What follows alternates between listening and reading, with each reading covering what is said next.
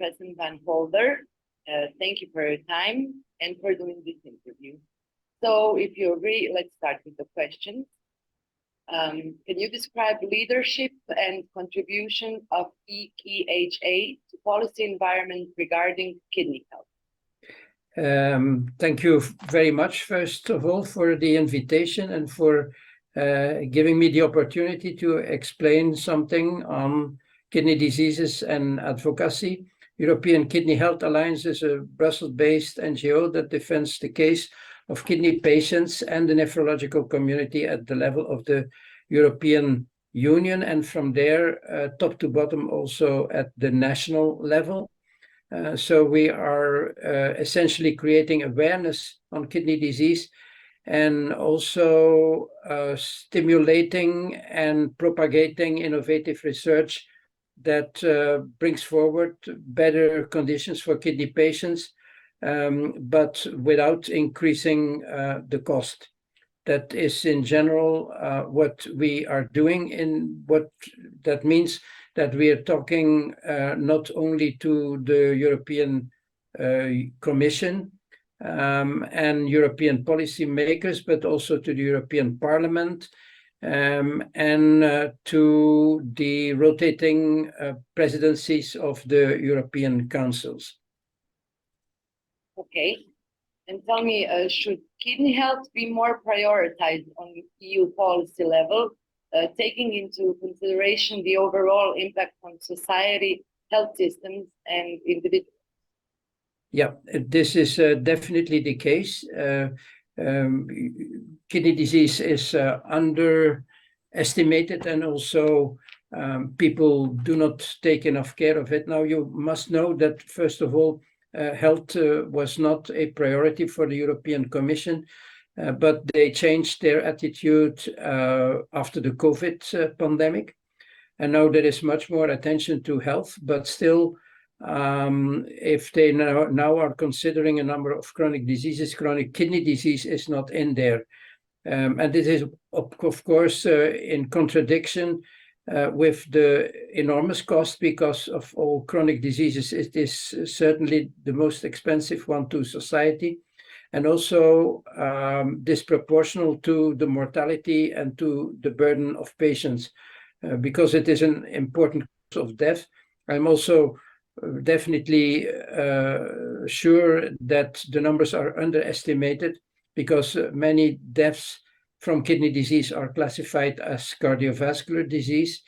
And on top of that, for the patients themselves who are affected, although they do not feel it quite for a long time, the mortality risk is high, and it shortens lifespan by about 50%. So it's a high-level cardiovascular risk factor, which is not recognized as such.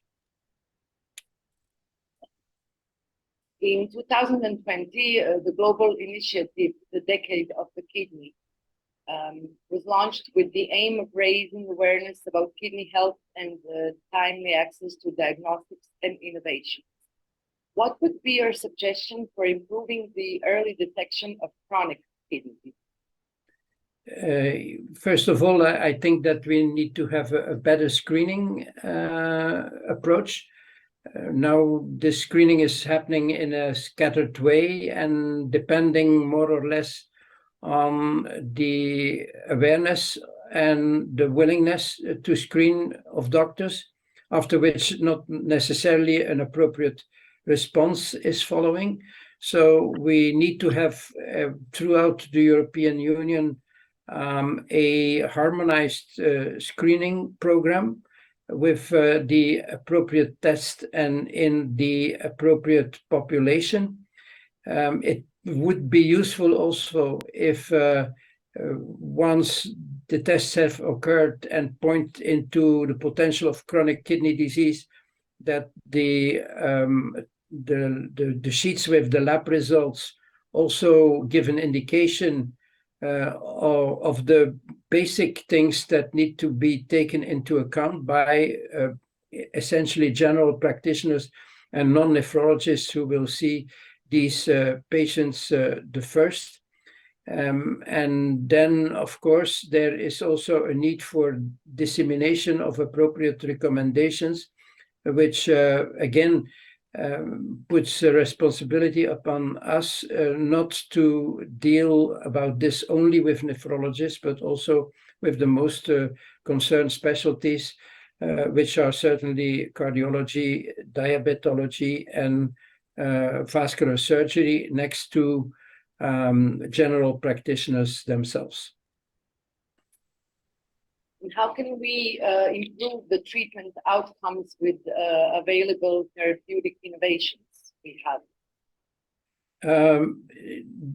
One of the big concerns is this kind of silo formation, that the subspecialties remain independent, have not enough contact with each other. I'm very much in favor of consultations that are run in collaboration with two specialties, diabetology together with nephrology, cardiology together with nephrology, where any patient who has a potential nephrological problem is seen at the same time by two doctors and come to a common decision-making.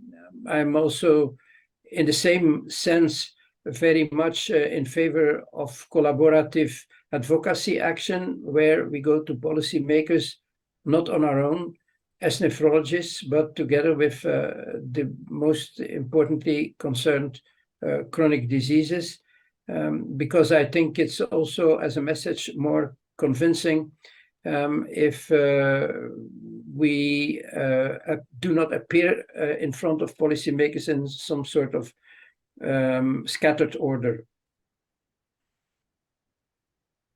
Is there a gap in the care of chronic kidney patients between Eastern and Western EU countries that have better outcomes?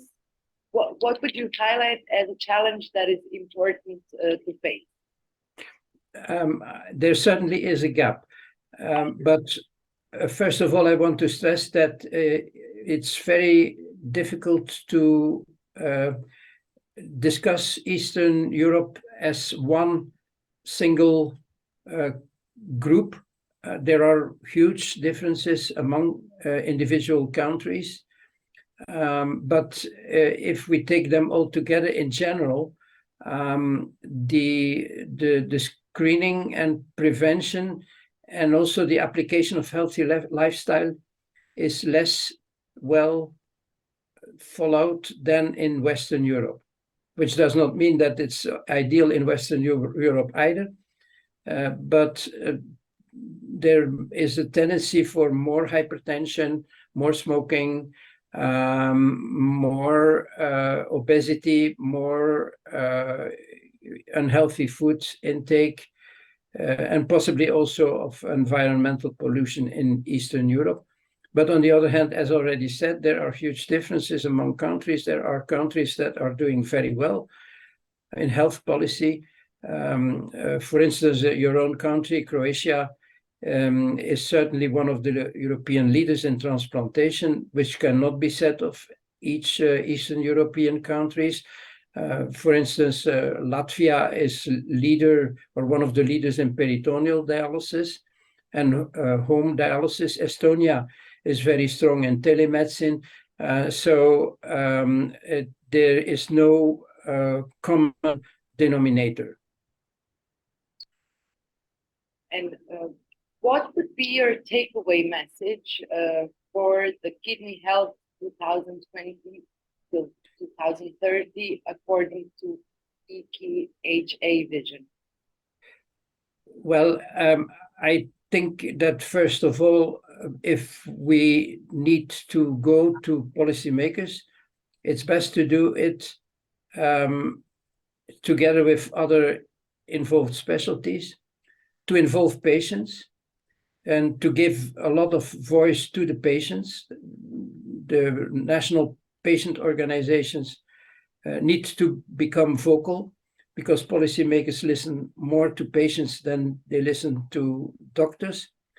And also, we should realize that advocacy is not a task of specific agencies like European Kidney Health Alliance. I think we have to play our role, but advocacy is a role for everybody, for every patient, for every doctor. My idea is that nephrologists have remained for a too long time in a sort of ivory tower and did not seek the contact with the external world, that we did not explain and declare very properly how bad this disease was, a bit in contrast to what the cancer and diabetes and cardiovascular communities have been doing. That would be all for now.